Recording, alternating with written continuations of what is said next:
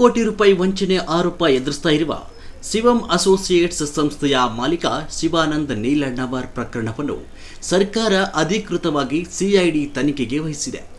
CID ಅಧಿಕಾರಿಗಳು ತಮ್ಮ ತನಿಖೆಯನ್ನು ಪೂರ್ಣಗೊಳಿಸಿ ವರದಿ ನೀಡಿದ ನಂತರವೇ ಈ ಹಗರಣದ ಸಂಪೂರ್ಣ ಸತ್ಯಾಸತ್ಯತೆ ಮತ್ತು ನಿಖರವಾದ ಮಾಹಿತಿ ಹೊರಬರಲಿದೆ ಅಂತ ಜಿಲ್ಲಾ ಉಸ್ತುವಾರಿ ಸಚಿವ ಸತೀಶ್ ಜಾರಕಿಹೊಳಿ ಹೇಳಿದರು.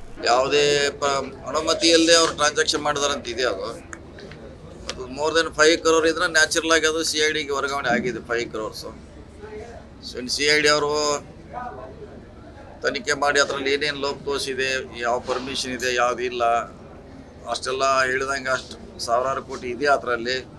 ಇದೆಲ್ಲ ತನಿಖೆ ಮಾಡ್ಲಿಕ್ಕೆ ಒಂದೇ ದಿವಸದಲ್ಲಿ ಆಗೋಲ್ಲ. ಸೊ ತನಿಖೆ ಮಾಡಿ ಮುಂದಿನ ಸ್ಟೆಪ್ ತಗೋತಾರೆ. ಬೆಳಗಾವಿಯಲ್ಲಿ ಮಾತನಾಡಿದ ಅವರು, ಶಿವಂ ಅಸೋಸಿಯೇಟ್ಸ್ ಸಂಸ್ಥೆಯ ಬಹುಕೋಟಿ ವಂಚನೆ ಪ್ರಕರಣಕ್ಕೂ ರಾಜಕೀಯಕ್ಕೂ ಯಾವುದೇ ಸಂಬಂಧ ಇಲ್ಲ. ಇದು ಸಂಪೂರ್ಣವಾಗಿ ಸಾರ್ವಜನಿಕರ ಹಣಕಾಸು ವಂಚನೆಗೆ ಸಂಬಂಧಿಸಿದ ವಿಷಯವಾಗಿದೆ ಅಂತ ಹೇಳಿದರು.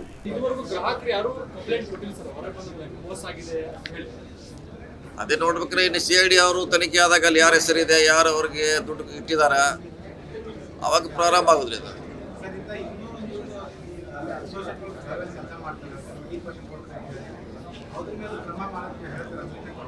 ಅಲ್ಲ ಇದ್ದೇ ಇದೆ ಅಂತ ಭಾಳಷ್ಟು ಇದೆ. ಮೋಸ ಮಾಡಲಿಕ್ಕೆ 1 ತಿಂಗಳಲ್ಲಿ ಡಬಲ್ ಕೊಡ್ತೀವಿ, ವರ್ಷದಲ್ಲಿ ಡಬಲ್ ಕೊಡ್ತೀವಿ ಅನ್ನೋ ಮಂದಿ ಇದ್ದಾರೆ ಅಂತ ಗೊತ್ತಾದ ತಕ್ಷಣ ಪೊಲೀಸರಿಗೆ ಗಮನಕ್ಕೆ ತರಬೇಕು.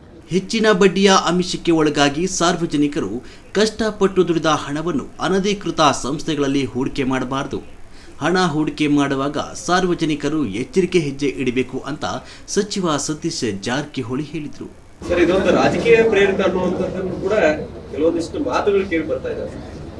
ಪ್ರಕರಣದಲ್ಲಿ ರಾಜಕೀಯ ಯಾರು ಮಾಡ್ತಾರೆ, ಯಾರು ಮಾಡೋರು, ರಾಜಕೀಯ ಮಾಡೋರು ಅದಕ್ಕೆ ಹೇಳಿಲ್ಲ. ಹೇಳೋರು ಅಂತ ಅವ್ರು ಹೇಳೋರು, ಅವ್ರಿಗೆ ನೋ ಲಿಮಿಟ್. ರಾಜಕೀಯ ಅಂತ ಹೇಳಿಬಿಡ್ತಾರೆ.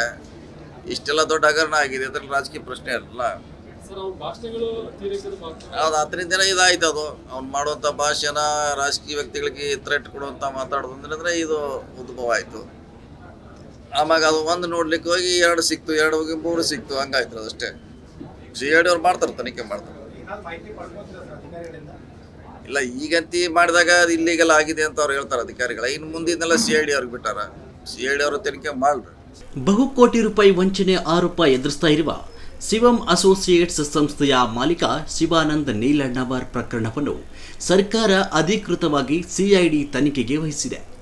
ಸಿಐಡಿ ಅಧಿಕಾರಿಗಳು ತಮ್ಮ ತನಿಖೆಯನ್ನು ಪೂರ್ಣಗೊಳಿಸಿ ವರದಿ ನೀಡಿದ ನಂತರವೇ ಈ ಹಗರಣದ ಸಂಪೂರ್ಣ ಸತ್ಯಾಸತ್ಯತೆ ಮತ್ತು ನಿಖರವಾದ ಮಾಹಿತಿ ಹೊರಬರಲಿದೆ ಅಂತ ಜಿಲ್ಲಾ ಉಸ್ತುವಾರಿ ಸಚಿವ ಸತೀಶ್ ಜಾರಕಿಹೊಳಿ ಹೇಳಿದರು. ಯಾವುದೇ ಅನುಮತಿಯಲ್ಲದೆ ಅವರು ಟ್ರಾನ್ಸಾಕ್ಷನ್ ಮಾಡಿದಾರಂತ ಇದೆ.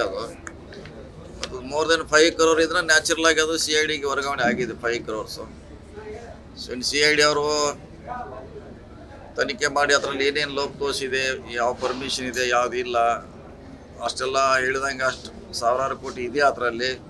ಇದೆಲ್ಲ ತನಿಖೆ ಮಾಡ್ಲಿಕ್ಕೆ ಒಂದೇ ದಿವಸದಲ್ಲಿ ಆಗೋಲ್ಲ. ಸೊ ತನಿಖೆ ಮಾಡಿ ಮುಂದಿನ ಸ್ಟೆಪ್ ತಗೋತಾರೆ. ಬೆಳಗಾವಿಯಲ್ಲಿ ಮಾತನಾಡಿದ ಅವರು, ಶಿವಂ ಅಸೋಸಿಯೇಟ್ಸ್ ಸಂಸ್ಥೆಯ ಬಹುಕೋಟಿ ವಂಚನೆ ಪ್ರಕರಣಕ್ಕೂ ರಾಜಕೀಯಕ್ಕೂ ಯಾವುದೇ ಸಂಬಂಧ ಇಲ್ಲ. ಇದು ಸಂಪೂರ್ಣವಾಗಿ ಸಾರ್ವಜನಿಕರ ಹಣಕಾಸು ವಂಚನೆಗೆ ಸಂಬಂಧಿಸಿದ ವಿಷಯವಾಗಿದೆ ಅಂತ ಹೇಳಿದರು.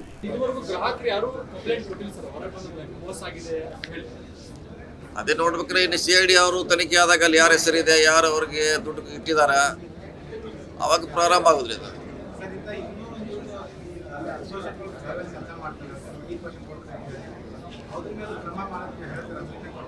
ಅಲ್ಲ ಇದ್ದೇ ಇದೆ ಅಂತ ಭಾಳಷ್ಟು ಇದೆ. ಮೋಸ ಮಾಡಲಿಕ್ಕೆ 1 ತಿಂಗಳಲ್ಲಿ ಡಬಲ್ ಕೊಡ್ತೀವಿ, ವರ್ಷದಲ್ಲಿ ಡಬಲ್ ಕೊಡ್ತೀವಿ ಅನ್ನೋ ಮಂದಿ ಇದ್ದಾರೆ ಅಂತ ಗೊತ್ತಾದ ತಕ್ಷಣ ಪೊಲೀಸರಿಗೆ ಗಮನಕ್ಕೆ ತರಬೇಕು. ಹೆಚ್ಚಿನ ಬಡ್ಡಿಯ ಆಮಿಷಕ್ಕೆ ಒಳಗಾಗಿ ಸಾರ್ವಜನಿಕರು ಕಷ್ಟಪಟ್ಟು ದುಡಿದ ಹಣವನ್ನು ಅನಧಿಕೃತ ಸಂಸ್ಥೆಗಳಲ್ಲಿ ಹೂಡಿಕೆ ಮಾಡಬಾರದು. ಹಣ ಹೂಡಿಕೆ ಮಾಡುವಾಗ ಸಾರ್ವಜನಿಕರು ಎಚ್ಚರಿಕೆ ಹೆಜ್ಜೆ ಇಡಬೇಕು ಅಂತ ಸಚಿವ ಸತೀಶ್ ಜಾರಕಿಹೊಳಿ ಹೇಳಿದರು. ಸರ್, ಇದೊಂದು ರಾಜಕೀಯ ಪ್ರೇರಿತ ಅನ್ನುವಂಥದ್ದನ್ನು ಕೂಡ ಕೆಲವೊಂದಿಷ್ಟು ಮಾತುಗಳು ಕೇಳಿ ಬರ್ತಾ ಇದ್ದಾವೆ. ಪ್ರಕರಣದಲ್ಲಿ ರಾಜಕೀಯ ಯಾರು ಮಾಡ್ತಾರೆ, ಯಾರು ಮಾಡೋರು, ರಾಜಕೀಯ ಮಾಡೋರು ಅದಕ್ಕೆ ಹೇಳಿಲ್ಲ. ಹೇಳೋರು ಅಂತ ಅವ್ರು ಹೇಳೋರು, ಅವ್ರಿಗೆ ನೋ ಲಿಮಿಟ್. ರಾಜಕೀಯ ಅಂತ ಹೇಳಿಬಿಡ್ತಾರೆ. ಇಷ್ಟೆಲ್ಲ ದೊಡ್ಡ ಹಗರಣ ಆಗಿದೆ, ಅದ್ರಲ್ಲಿ ರಾಜಕೀಯ ಪ್ರಶ್ನೆ ಇರಲ್ಲ. ಹೌದು, ಅದರಿಂದ ಇದಾಯ್ತು. ಅದು ಅವ್ನು ಮಾಡುವಂಥ ಭಾಷಣ ರಾಜಕೀಯ ವ್ಯಕ್ತಿಗಳಿಗೆ ಥ್ರೆಟ್ ಕೊಡುವಂಥ ಮಾತಾಡೋದಂದ್ರೆ ಇದು ಉದ್ಭವ ಆಯಿತು. ಆಮ್ಯಾಗ ಅದು ಒಂದು ನೋಡ್ಲಿಕ್ಕೆ ಹೋಗಿ 2 ಸಿಕ್ತು, 2 ಹೋಗಿ 3 ಸಿಕ್ತು, ಹಂಗಾಯ್ತು ಅದಷ್ಟೇ. CID ಅವ್ರು ಮಾಡ್ತಾರೆ, ತನಿಖೆ ಮಾಡ್ತಾರೆ.